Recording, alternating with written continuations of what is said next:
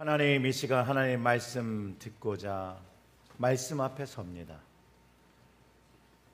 우리의 심령에 성령의 임재하심으로 하나님의 말씀이 들릴 때 영의 말씀으로 우리의 영을 깨워주시고 우리의 심장이 하나님 말씀에 반응하는 은혜의 시간 될 수 있도록 성령님, 이 시간을 주장하여 주시옵소서. 그리할 때 우리 눈에 보이지 않는 우리의 삶을 넘어 영의 삶을 보고 경험할 수 있도록 주여, 이 시간 말씀 들을 때 성령으로 깨닫는 은혜를 허락하여 주시옵소서. 이 모든 말씀 우리 구주 예수님의 이름으로 기도드렸습니다. 아멘, 아멘. 오늘 말씀의 제목이 영적 각성이 필요한 때입니다.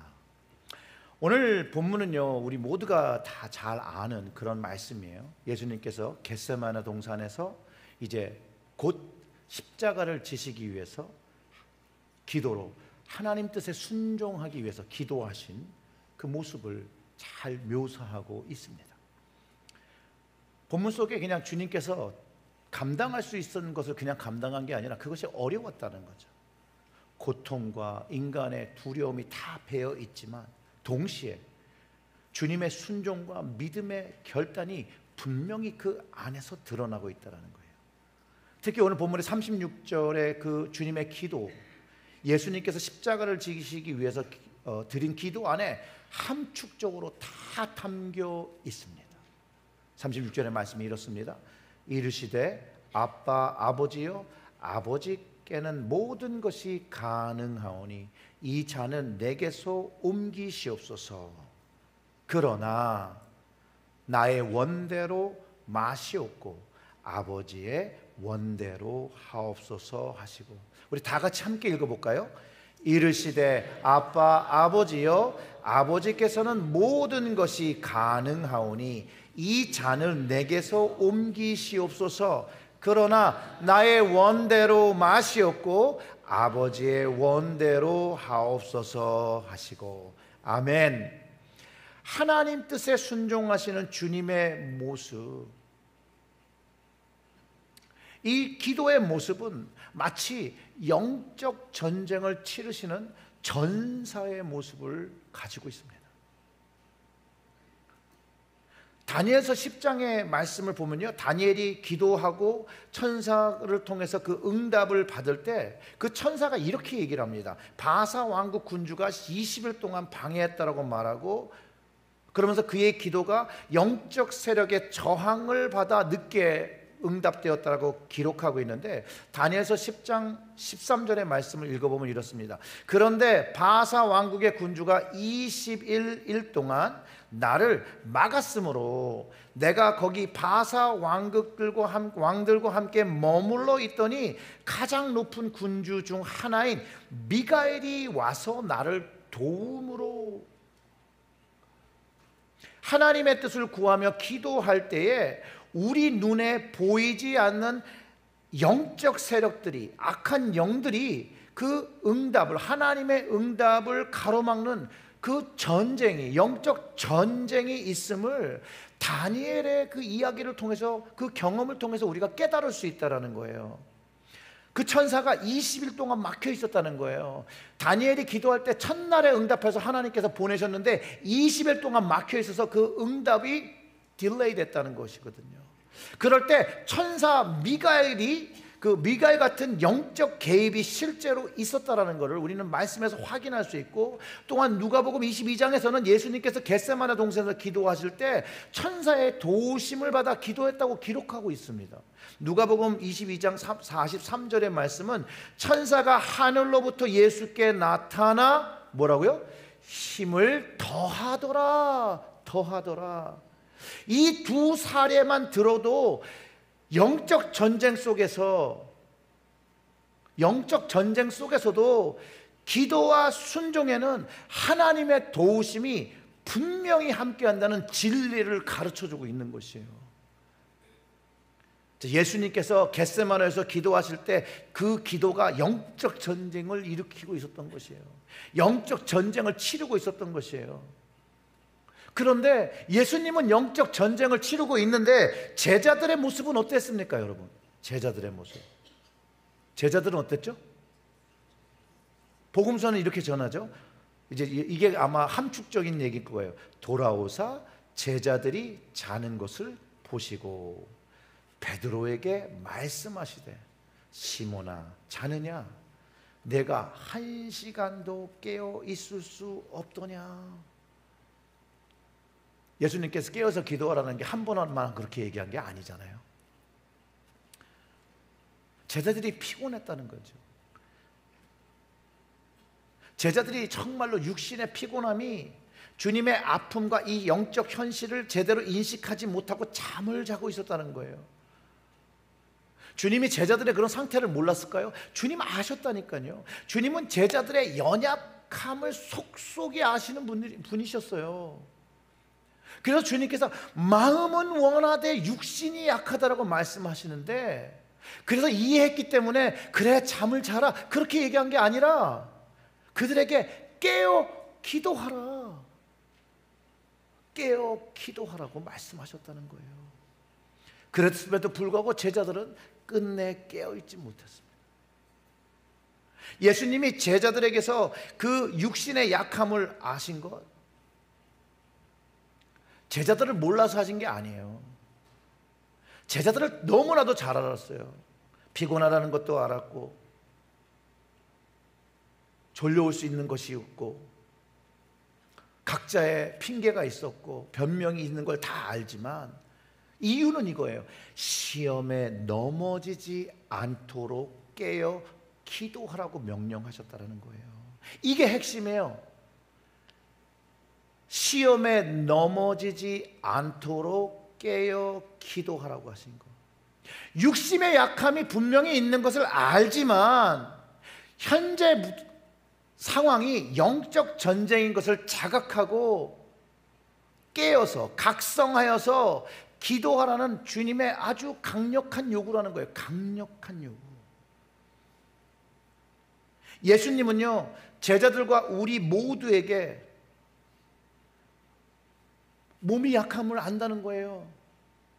몸이 약한 것을 아는데, 부족한 것을 아는데, 힘든 것을 아는데, 그래도 깨어서 기도해야 시험을 이길 수 있다라고, 시험을 이기는, 영적 전쟁을 이기는 해법을 제시하고 있다라는 거예요. 그렇기 때문에 우리는 이 주님의 말씀을 오늘 나에게 주시는 말씀으로 받아 영적 각성을 지금 해야 한다는 거예요. 어제가 아니에요. 내일이 아니에요. 내가 마음 먹었을 때, 내가 준비됐을 때가 아니라 주님의 말씀을 들었을 그때, 오늘, 지금 해야 한다는 거예요.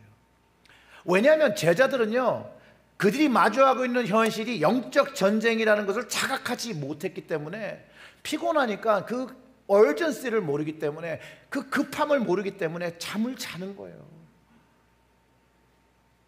제자들과 우리들이 마주한 현실, 영적 전쟁이기 때문에 예수님처럼 예수님이 겟세마네 동산에서 땀방울이 핏방울이 된 것처럼 흘린 것만큼 그 치열한 영적 전쟁이라는 것을 우리가 인식해야 된다는 거예요. 그러면 우리는 깨어서 기도하며 시작할 거예요. 우리 눈에는 보이지 않지요.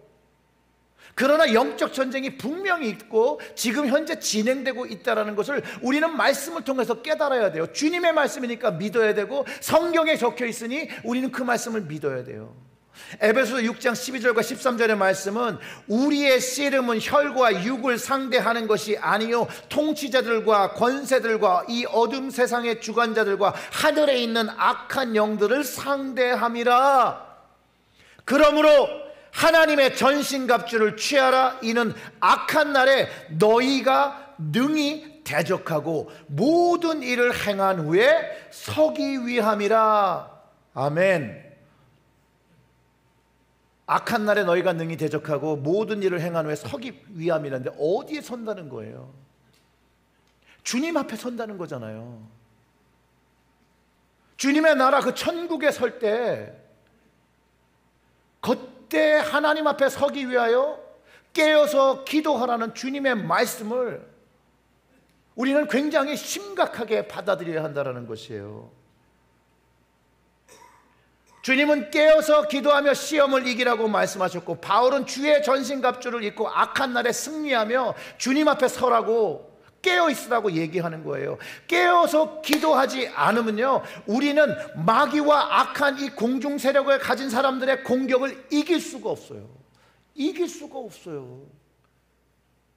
너무나도 분명한 것은요, 깨어서 기도하는 사람과 깨어서 기도하지 않은 사람과 그 영적 차이와 다름이 여러분 분명히 있다는 것이에요.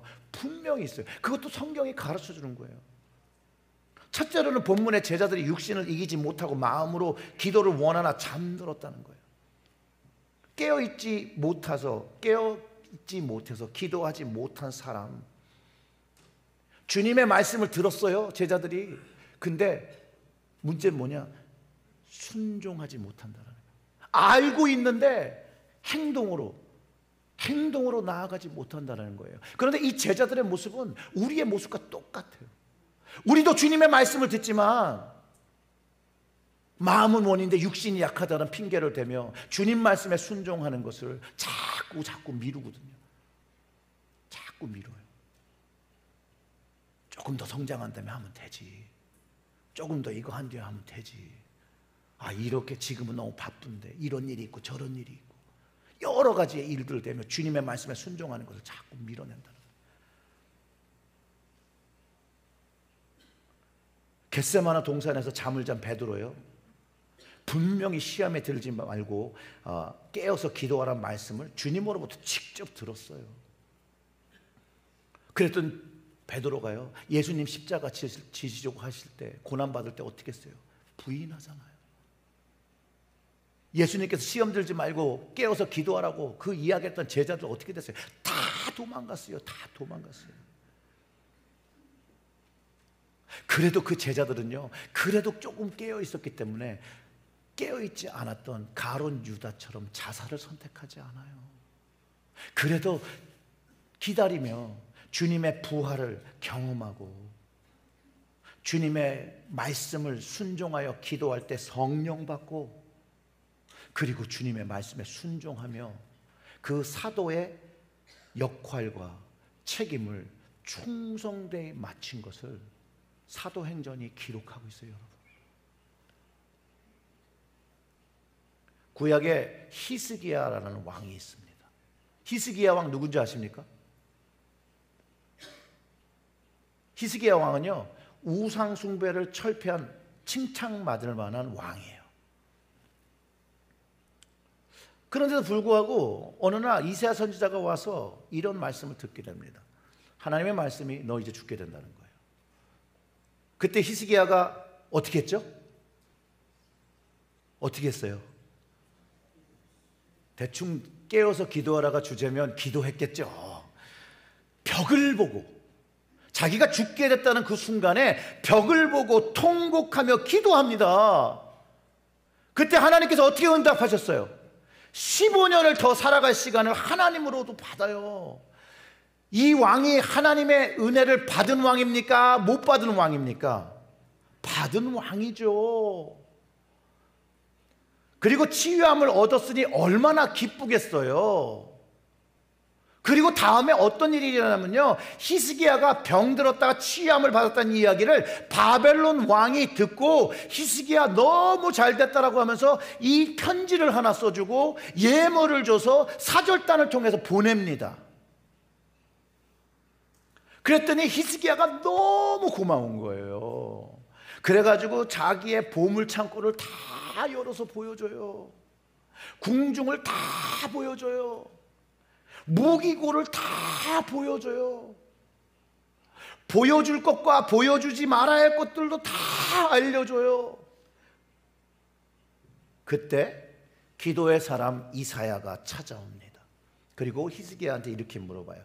바벨론 사람에게 무슨 말과 무엇을 보게 했는지 물을 때 또 히스기야가 해맑게 자기가 한 일을 다 얘기합니다. 그러고 난 뒤에 이사야 선지자가 하나님의 말씀을 전해줘요. 히스기야에게 너의 백성과 자손이 바벨론에게 멸망당할 것이고 그들이 그의 종과 환관이 된다고 할 때 히스기야가 이렇게 대답합니다. 이사야서 39장 8절의 말씀인데 이렇게 대답해요. 히스기야가 이사야에게 이르되 당신이 이른바 여호와의 말씀이 좋소이다 하고 또 이르되 내 생전에는 평안과 견고함이 있으리로다 하니라. 여러분, 히스기야의 반응을 보세요. 당신이 주신 말씀이 참 소망입니다 라고 고백하기보다는 자신이 살아있는 동안에 이 일이 일어나지 않으면 괜찮다라는 좁은 시야와 정말로 자기 이기적인 태도를 보이는 거예요.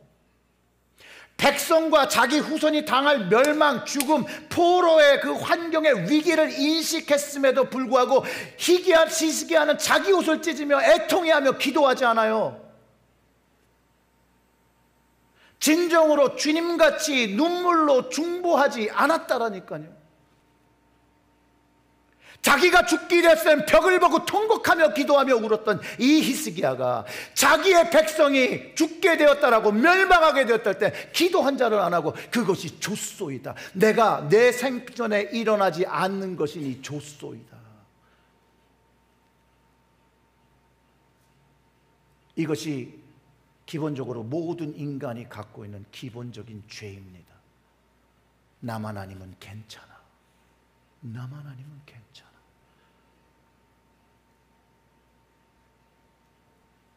주님은요, 한 영혼이라도 살리기 위해서 그 겟세마네 동산에서 그 땀이 빗방울이 되도록 기도하셨대요. 주님같이 히스기야는 기도하지 않았어요. 자기만을 위한 육신적 안위만을 추구한 그런 죄를 가졌어요. 그게 39장의 마지막이에요. 마지막 말이에요. 근데 40장이 딱 되잖아요. 40장을 딱 넘기면 인간의 왕 히스기야는 자기 백성들을 버리고 자기 후손을 버렸는데 하나님께서 선지자 이사야를 통해서 이렇게 말씀하세요. 내 백성을 위로하라. 내 백성을 위로하라 라고 말씀하시면서 이제 앞으로 그들과 인류를 구원할 계획으로 세례 요한의 등장을 예언하시고 예수 그리스도의 예언을 선포하셨다는 거예요.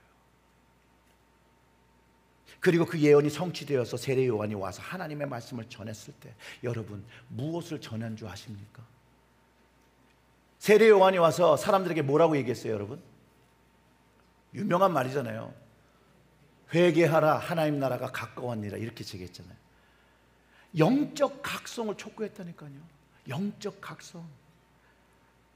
회개, 그 각성으로 하나님, 가까이 온 하나님 나를 맞이하라고. 그리고 광야에서 죄 사함을 받는 세례를 전파했고 사람들은 누구든지 자기의 죄를 자복하며 요한에게 세례를 받았다고 복음서에 전부 기록되어 있는 것이에요. 그리고 예수님도 그 죄가 없으시고 세례를 받을 필요가 없지만 하나님 말씀에 순종하여 요한에게 세례를 받으시고 사단을 통해서 그 시험을 광야에서 받으신 후에 첫 번째 사역을 처음 하실 때 하신 말씀이 여러분 뭔지 아십니까? 마가복음 1장 15절의 말씀인데 이르시되 때가 찼고 하나님 나라가 가까웠으니 회개하고 복음을 믿으라 하시더라. 아멘. 영적 각성. 지금 회개하고 하나님 나라를 맞이하라. 회개도 기도거든요. 깨인 기도를 하는 거예요. 주님은 깨어서 기도하는 결단을 요구하시고 가까이 오는 하나님 나라를 준비하라고 가르쳐 주시는 거죠. 예수님은 늘 일관적으로 이 땅에 오셨으나 십자가를 지셨을 때나 동일하게 그 제자들에게 사람들에게 깨어서 기도해야 하는 영적 각성을 늘 요구하셨다라는 거예요. 늘. 영적 각성으로 깨어서 기도하는 사람들과 분명한 차이, 그 차이가 결국은 주님의 말씀을 받은 후에 순종하냐 아닌 것으로 극명하게 나눕니다. 반대로 얘기하면요, 깨어서 기도하지 못하면 회개하지 못하면 하나님의 말씀은 깨달을 수도 없고 받지도 못하고 순종도 못하는 동일한 모습을 기도하지 않는 사람들이 공통적으로 가지고 있다는 거예요. 회개하지 못하고 깨닫지 못하니 하나님의 긍휼과 은혜가 이렇게 앞에 준비되어 있는데도 불구하고 받을 수가 없는 것이죠. 받을 수가. 근데 이게 다 우리가 경험해 본 거라는 거예요. 경험하고 있는 것일 수도 있다는 것이에요. 왜냐하면 정말로 하나님의 은혜를 경험했을 때 정말 콧물 눈물 질려가며 회개했고, 그리고 은혜 받았고 각성한 모습으로 살았다는 거예요. 그렇기 때문에 우리가 그 은혜 받고 각성된 모습으로 살 때와 그러지 못할 때의 삶의 모습이, 그 삶의 질이, 그 퀄리티가 다름을 안다는 것이죠. 안다는 거예요. 깨어서 기도하며 영적으로 각성하면 은혜 받은 사람들의 모습은 다를 수밖에 없어요. 주님이 함께 하시니, 주님과 가까우니 주님을 닮아 그 말과 행동이 변화하기 시작하죠. 변화하기.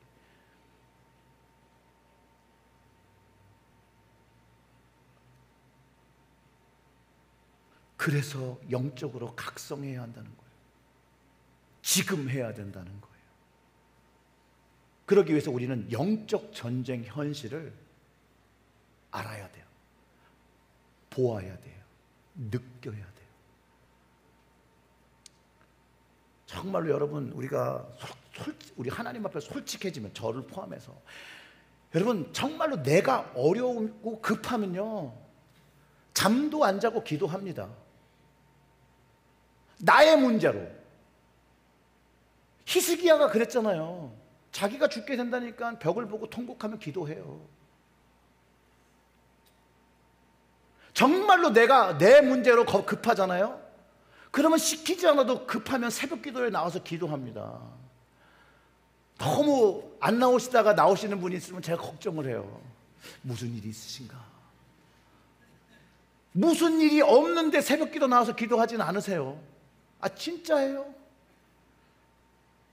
그럼 같이 기도하는 거죠. 무슨 일이 있으신가요?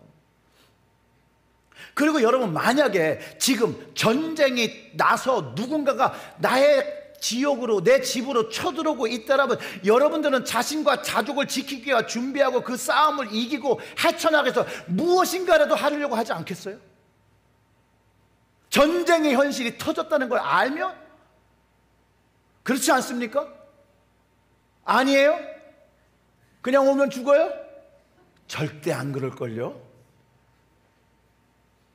분명히 주님께서 말씀하신 건 시험에 들지 않도록 깨어서 기도하는 것이에요. 성경은 사단이 우는 사자와 같이 우리를 잡아먹으려고 한다는데, 그 베드로전서 5장 8절의 말씀을 함께 읽어볼게요. 근신하라, 깨어라, 너희 대적 마귀가 우는 사자와 같이 두루 다니며 삼킬 자를 찾나니. 아멘.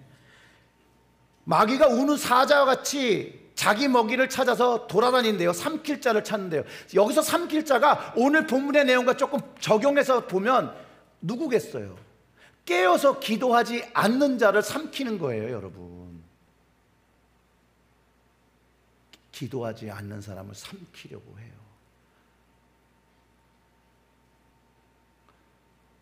그냥 웃자고 하는 소리니까 너무 심각하게 다들.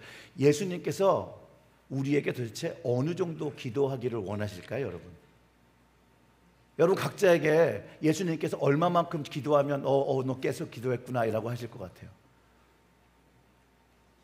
오늘 본문에 언급됐거든요. 베드로한테 뭐라고 그러셨죠? 야, 너는 1시간도 깨어있을 수 없더냐 라는 걸 생각해 봐도 그래도 우리 주님이 원하시는 건 1시간 정도 기도하라는 것이 아니겠느냐. 동의하지 않아도 괜찮습니다. 기도는 우리에게 너무나도 중요한 것입니다. 여러분, 영적 경험을 하셨다는 분들이 많아요. 그런데 그 중에 지옥과 천국을 경험했다 하시는 분들의 간증을 들어보신 적이 있습니까? 한 번도 없어요? 아니, 들어보셨으면 고개를 끄덕이든가 아니면 안 들어보시면 고개를 이렇게 쉐이크를 하시든가 반응이 있어야 저도 이 이야기를 할 거 아니에요.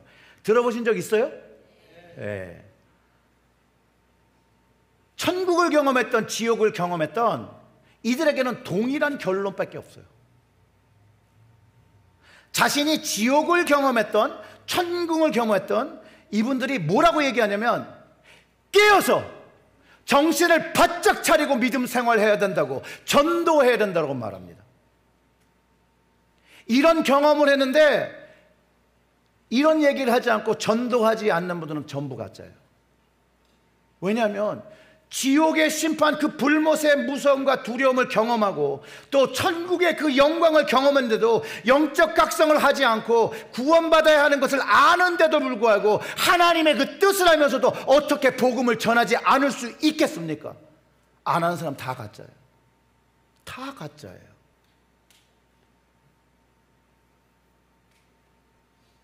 주님께서 아버지 뜻에 순종할 수밖에 없었던 이유가 죽어가는 영혼들이 지옥의 불못에서 죽어가는 것을 보기에 그들을 구원하기 위해서 영원한 천국으로 인도하기 때문에 십자가를 순종으로, 내가 원하는 건 아니지만 아버지의 뜻대로 땀이 핏방울이 떨어지도록 기도하신 것이라고 오늘 본문이 가르쳐주고 있거든요.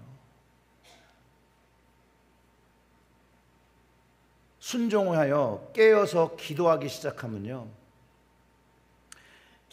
영적 각성이 일어나고 인생의 변화가 시작됩니다. 어떤 변화가 생기냐면요, 하나님의 은혜를 날마다 경험하고 과거의 삶과 다른 삶을 시작합니다. 내 생각에서 주님 생각으로 자꾸 바뀌게 되고요, 나 중심에서 하나님 중심의 삶을 우선하기 시작하고요, 현세적인 삶의 중심에서 천국의 삶, 영원한 삶을 바라보기 시작하고요, 세상적이고 육적인 것에서 영적인 것을 사모하기 시작해요. 이 변화는 너무나도 당연하게 일어나는 것이에요. 말씀을 알고자 하는 시간이 너무나도 소중하고, 기도하는 시간이 즐거워지고, 예배의 시간이 기다려지고, 예배의 시간이 구속되지 않고 하나님께 마음을 열어, 영을 열어 하나님을 찬양하기 시작한다는 거예요. 그런 시기를 저는 하나님께서 주신 불을 받은 시기라고 표현하고 싶어요. 하나님을 경험했기 때문에 너무나도 그 사랑이 뜨거워 견딜 수가 없는 것이죠. 견딜 수가 없는 것. 하나님의 부어주신 믿음의 불과 성령의 불, 그 열정으로 하나님을 사랑하고 주님을 사랑하기 시작한 것이라고 믿어요. 근데 제가 왜 불이라고 표현하는 것은요, 이 주신 불을 관리해야 된다는 거예요. 지켜야 한다는 거예요. 제사장의 사명 중에 밤낮으로 하나님의 주신 불을 꺼트리지 말아야 되고, 지켜서 하나님 주신 그 불로 제사를 드려야 하는 거거든요. 오늘 주님께서 주신 불을 꺼트리지 않는 방법을 겟세마네 동산에서 제자들에게 가르쳐 주시는 거예요. 그것이 깨어서 기도하는 것이에요. 많은 분들은 영적으로 깨어있기 위해서 기도를 먼저 떠올리는데요, 깨어서 그거 자체가 깨어있기 위해서 꼭 필요한, 그 깨어있을 수 있는 게 뭐냐면 바로 주님 말씀으로 깨어 말씀으로 기도하는 것이거든요. 주님의 말씀을 의지하며 기도하는 것이에요. 우리가 불을 필 때도요, 불을 계속해서 피워놓고 유지하기 위해서 필요한 것은 두 가지예요. 장작, 그 다음에 바람. 디모데전서 4장 5절의 말씀은요, 하나님의 말씀과 기도로 거룩하여짐이라고 말합니다. 즉 무엇인가 계속해서 공급되어야 그 불이 유지되는데, 말씀이에요. 장작이 있어야 돼요. 불을 계속해서 지속하는 하나님의 말씀, 그 약속이 있어야 하고, 그 다음에 필요한 게 적당한 바람이에요. 근데 그게 기도라는 거예요. 균형이 필요해요. 균형이. 말씀만 파도 안 돼요. 기도만 해도 안 돼요. 기도 없는 말씀은요, 장작을 너무 많이 쌓아서 연기만 나요. 연기만. 불이 붙지 않는 상태가 되고, 말씀 없는 기도는 다 탔어요. 쟤만 남았어. 쟤만 남으면 그 다음에 나는 게 뭔 줄 알아요? 연기예요. 연기. 하나님 주신 불을 말씀의 장작과 기도의 바람으로 균형 있게 채워질 때, 우리는 하나님을 지속적으로 뜨겁게 사랑하며 주님께서 주신 말씀에 순종하며 영혼들을 사랑하며 영혼들에게 전도하며 영혼들에게 선교하며 살아가기 시작해요. 그리고 하나님께서 채워지는 영적인 채워짐을 경험하며 산다는 거예요. 그게 영적인 만족과 행복을 누리며 살게 된다는 거예요. 사랑하는 성도 여러분, 여러분들은 정말로 영적인 만족, 영적인 행복을 누리고 계십니까? 세상과 육적의 만족과 행복을 얘기하는 게 아니에요. 영적 만족과 영적 행복, 그걸 누리지 못하면 여러분들은 기도의 삶이든 말씀의 삶이든 균형이 안 맞았거나 부족한 거예요. 아니면 너무나도 많이 한쪽에 치우쳐진 신앙의 삶을 살고 계신지도 몰라요. 사랑하는 성도 여러분, 영적 각성이 지금 필요하고 지금 결단해야 합니다. 주님 말씀하신 것처럼 깨어있어 시험을 이기기 위해서는 규칙적인 시간에 말씀을 묵상하기를 여러분 제안드립니다. 개인적인 말씀에 묵상이 있어야 되고, 속회에 꼭 한 달에 한 번씩 참석해서 말씀을 같이 묵상하시고, 이 규칙적인 말씀은요, 영적 갑옷, 주의 전신갑주를 준비하는 겁니다. 말씀의 검을 잘 갈아내는 것과 같습니다. 또한 이 영적 각성을 한 후에 깨어서 규칙적인 기도의 훈련이 필요합니다. 기도의 시간으로 나와야 돼요. 수요 기도회나 새벽 기도회, 적어도 토요 새벽 기도에 참석하셔서 이 몸에 기도 훈련을 시켜야 돼요. 이 기도의 훈련이 없으면요, 전쟁이 터졌을 때 반응하기가 어려워요.